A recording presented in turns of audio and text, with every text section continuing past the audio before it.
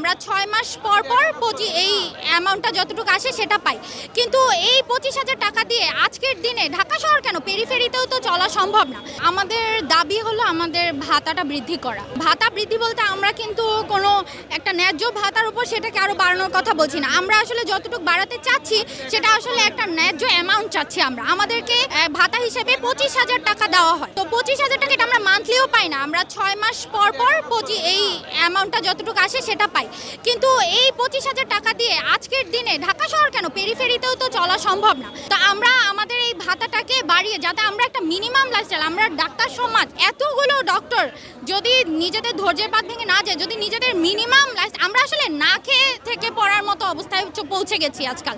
মানে আসলে সম্ভব না এভাবে জীবনযাপন করা। আমি বলবো কিছুটা তো অবশ্যই ব্যাহত হোক, কারণ আমরা যারা নন গভর্নমেন্ট ট্রেনিং আছি আমরা কিন্তু গভর্নমেন্ট ডক্টরের চেয়ে কম সার্ভিস দেই না, বরং অনেকাংশে আমাদের সার্ভিসটা বেশিই থাকে। আমরাই দেখা যায় ইউনিটগুলো ইয়াগুলাতে স্যারদেরকে, আবার যারা গভর্নমেন্ট ডক্টর আছে তাদেরকে সাপোর্ট করে থাকি। নাগরিক সেবা ব্যাহত হচ্ছে, কিন্তু আসলে হসপিটাল বন্ধ নেই, অবশ্যই ক্রিটিক্যাল যে এমার্জেন্সি সার্ভিসগুলো তো রোগীরা পাচ্ছে, কিন্তু সর্বোপরি তো অবশ্যই সারা বাংলাদেশ থেকে যেহেতু ডক্টররা এসেছে ব্যাহত হচ্ছে। কিন্তু আমাদের উদ্দেশ্য কিন্তু জনমানবের ভোগান্তি না।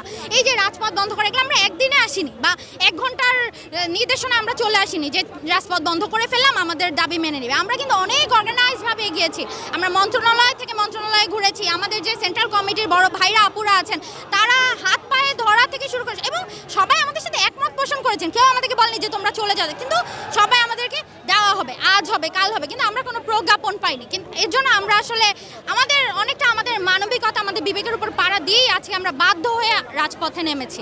মানে আমি অনেক সময় দেখা যায় যদি আপনারা বিভিন্ন কনফারেন্সগুলোতে যদি যান, আমরা যদি আমাদের মানে স্কিল বাড়ানোর জন্য কোনো কনফারেন্সে যাই, আমাদের সাথে যখন কোনো অন্য ইন্টারন্যাশনাল ট্রেনিদের মানে কথা হয়, ওরা শুনে হাসে যে এটা কিভাবে সম্ভব, যে তোমরা 2 দিন পরে you are going to be a specialist, how will you manage with that amount. তারা কিন্তু মানে আসলে আমাদেরকে একটা জোক হিসেবে না, আর এটা চিন্তা করেন আমাদের রোগীরাই বা আমাদেরকে কি মনে করবে যে এটুকু ডাক্তার টাকা দিয়ে আমরা এরকম ডাক্তার পাচ্ছি, তার মানে ডাক্তার আমাদেরকে মনে হয় আমরা যারা বড় বড় স্যারদেরকে অ্যামাউন্ট দিচ্ছি তার মানে আমরা মনে হয় কিছু জানি না। আমি ডক্টর আতিফা রুহানি, আমি সরওয়ার্দী মেডিকেল কলেজে FCPS পার্ট 2 ট্রেনিতে আছি।